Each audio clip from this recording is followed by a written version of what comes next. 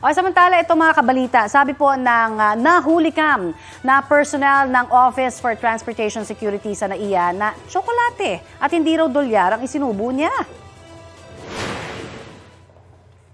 Hindi naman na normal na gano'n kumain ng tsokolate, ano? Na hirap at sinutulak pa niya. Tsaka hindi mo kailangan tubig.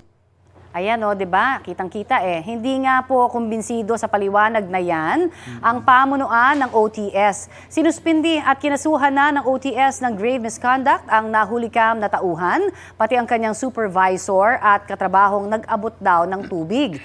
Hindi sila pinangalanan ng OTS. Bukod po sa kanilang tatlo, iimbestigahan din ang 14 pang OTS personnel na nakasabay nila sa duty.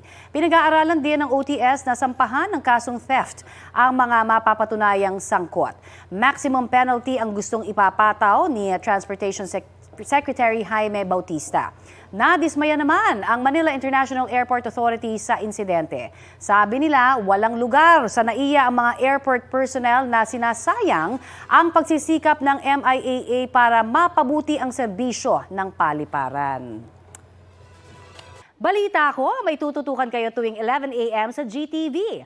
Alamin ang mahalagang balita at impormasyong dapat ninyong malaman sa Balita Ko tuwing Lunes hanggang Biyernes. Mag-subscribe din po sa GMA Integrated News sa YouTube. Sa mga kapuso naman abroad, maaari po kaming masubaybayan sa GMA Pinoy TV at www.gmanews.tv.